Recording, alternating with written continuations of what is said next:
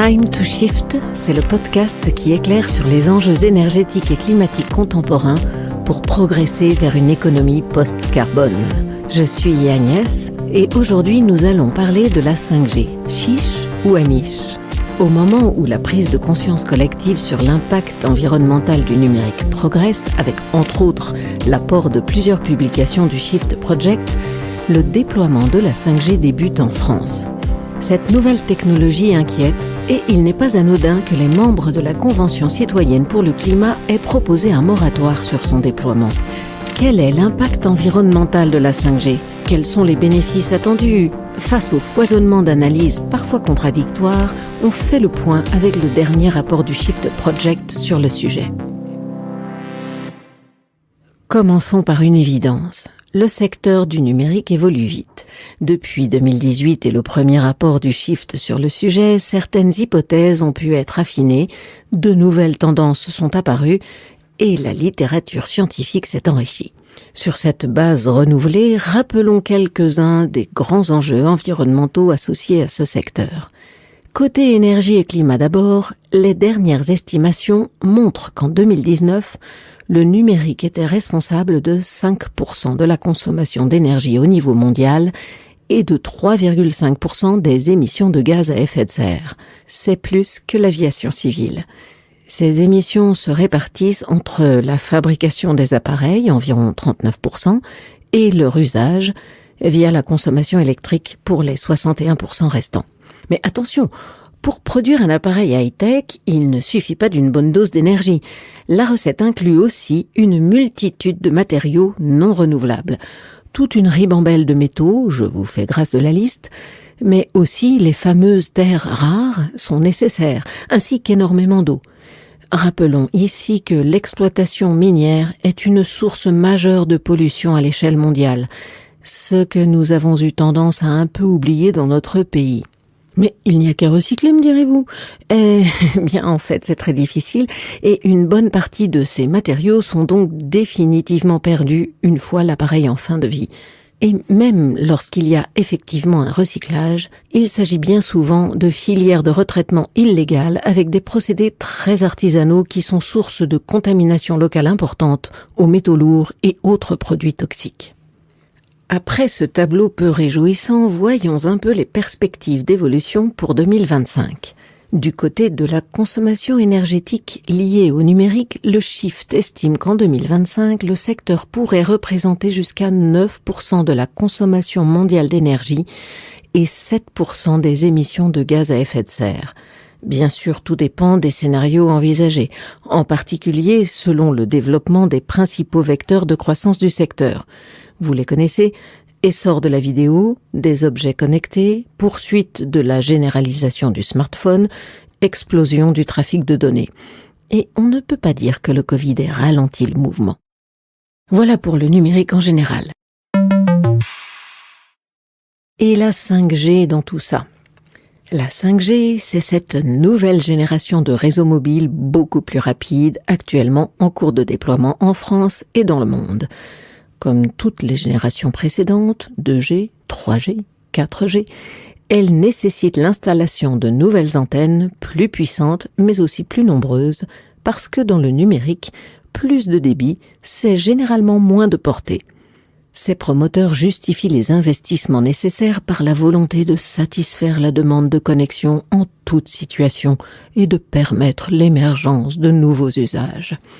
Mais au Shift, avant de faire, ils aiment bien se poser des questions très simples. Celle du jour, après tout, une croissance continue des réseaux mobiles est-elle vraiment souhaitable ? Derrière cette question naïve se cache une idée bien précise.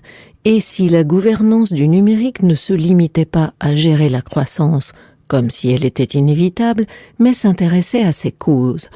Autrement dit, et si on mettait vraiment un pilote dans l'avion ? Sans ce pilotage, la croissance des volumes de données pourrait être exponentielle. Plusieurs études ont mis en évidence que si les individus consomment de plus en plus de données, c'est à cause des incitations permanentes issues des outils numériques eux-mêmes et en aucun cas en raison de besoins naturels. Et pour cause, Le modèle économique des acteurs du secteur est bien souvent basé sur la quantité de données qu'ils traitent. En caricaturant un peu, plus de données, c'est plus de pépettes. Bien sûr, n'oublions pas nos très valeureux fabricants de terminaux, autrement dit de smartphones et d'ordinateurs, pour qui l'obsolescence programmée est un peu l'employé de l'année, mais tous les ans.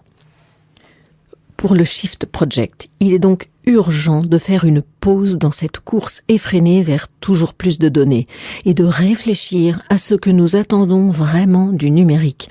Le déploiement ou pas de la 5G représente une belle occasion pour ça et nous allons maintenant voir pourquoi.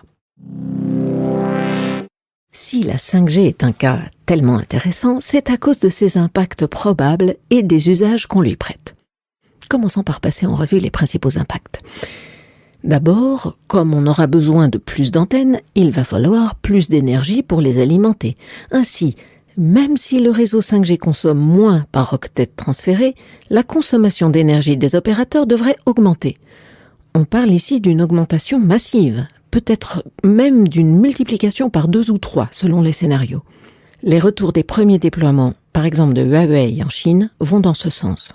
Ensuite, le déploiement de la 5G va entraîner la fabrication et la mise en service de nombreux nouveaux appareils électroniques. Il y aura inévitablement un renouvellement des smartphones, mais aussi le déploiement de nombreux appareils connectés qui n'existent même pas encore. Tout ça signifie plus d'énergie consommée à la fabrication comme à l'usage, et comme souvent énergie rime avec carbone, bonjour les dégâts.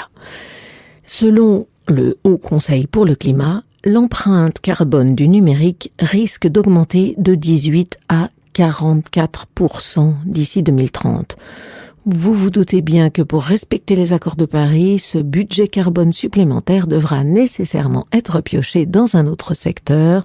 Alors agriculture, transport, santé, qui passera à la caisse ? La 5G a donc un coût. Mais quelle est son utilité ? Faisons un tour des usages promis. Numéro 1, la visioconférence. Quel bel outil qui a permis de sauver tant de projets du Covid. L'amélioration promise par la 5G serait de permettre d'éviter la congestion en zone dense. Nous sommes nombreux à avoir vécu ces derniers mois une vie remplie de visio et force est de constater que tout ne se passe pas si mal actuellement. Bref, au suivant. L'usage numéro 2 toujours invoqué est la fameuse voiture autonome. En effet, ces véhicules intelligents ne sont pas si autonomes que ça. Ils ont besoin de communiquer entre eux et avec du mobilier urbain adapté. Tout ce petit écosystème fonctionne à l'aide de transferts massifs de données. Et c'est là qu'intervient la 5G. Sauf que la voiture autonome, même avec un réseau 5G largement déployé, n'est pas vraiment pour tout de suite. On a donc largement le temps d'y réfléchir, d'autant que son intérêt écologique est pour le moins discutable. Rien ne garantit que ces véhicules seront à basses émissions ou partagés, comme l'avancent les promoteurs de la 5G. Bref, on est loin des recettes éprouvées que sont la marche, le vélo et les transports en commun. Troisième usage, la vidéosurveillance, car oui, cet usage plus polémique fait aussi partie des raisons possibles pour vouloir déployer la 5G. Celle-ci permettra à un grand nombre de caméras connectées de transmettre des vidéos en haute définition, de faire de la reconnaissance faciale, de tracer des personnes ou encore de détecter certains comportements. Les mauvais esprits diront qu'ils comprennent mieux l'avance prise par la Chine en la matière. Le prochain usage est plus léger. Le divertissement, tout simplement.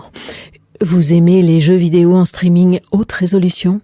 Eh bien, grâce à la 5G, vous pourrez pratiquer votre passion jusque dans la rue ou les transports. Vu des shifters, on se dit que comme avancée indispensable au bien commun, difficile de trouver moins convaincant. Revenons maintenant aux choses sérieuses avec un exemple beaucoup plus cher aux promoteurs de la 5G, la téléchirurgie. L'idée est simple, pouvoir réaliser des opérations chirurgicales à distance avec un robot télécommandé grâce à un très haut débit de flux de données. En théorie, c'est bien joli, mais concrètement, Est-on vraiment prêt à confier des vies à une connexion réseau pouvant fluctuer à tout moment ? Et puis quand on y regarde de plus près, tout indique que le coût de déploiement de la 5G la réservera aux zones densément peuplées. Et c'est justement dans ces zones qu'on trouve des hôpitaux plutôt bien équipés. Alors, on peut douter que ces territoires soient vraiment le client idéal pour le développement de la téléchirurgie. Terminons notre tour d'horizon des usages potentiels de la 5G par un coup d'œil vers les applications plus purement industrielles. L'objectif est de permettre d'optimiser les chaînes de fabrication et de logistique. Qui dit optimisation dit potentiels gains énergétiques et écologiques à la clé. Mais gare aux fausses bonnes idées. Sans même parler du risque d'effet rebond, ces gains sont à comparer avec les divers impacts de la 5G elle-même.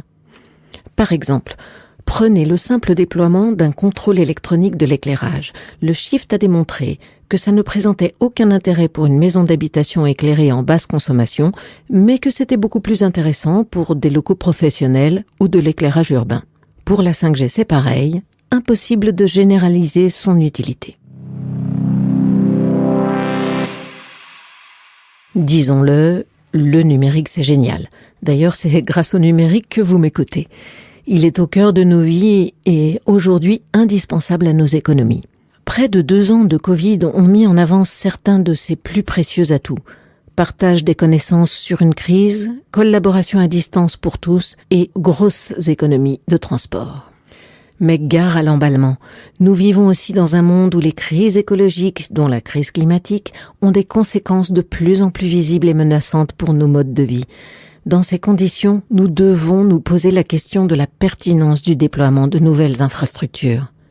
Dans cet épisode, nous avons vu que les nouveaux usages prévus pour la 5G sont globalement non indispensables, parfois peu réalistes à court terme, ou sont déjà largement possibles avec la 4G. Pour le Shift, il n'y a donc aucune urgence à déployer ce réseau. Le ciblage de quelques zones urbaines ou industrielles est un choix beaucoup plus raisonnable. Il est temps surtout de considérer que les questions technologiques de cet ordre sont de véritables enjeux de société. Elles concernent toute la collectivité et, à ce titre, méritent un véritable traitement démocratique. C'est ce qu'avait demandé la Convention citoyenne pour le climat et c'est ce qui lui a malheureusement été refusé. Mesdames et messieurs les candidats à la présidentielle, à bon entendeur. Pour plus de détails, vous trouverez les liens vers les rapports associés à cet épisode au bas de la page. Le podcast Time to Shift est réalisé par les Shifters, les bénévoles du Shift Project. Ce think tank dirigé par Mathieu Ozano et présidé par Jean-Marc Jancovici a un objectif, faire progresser le débat et les actions pour une économie post-carbone. Un monde libéré des énergies fossiles et préservé du changement climatique. À bientôt pour toujours plus de Shift.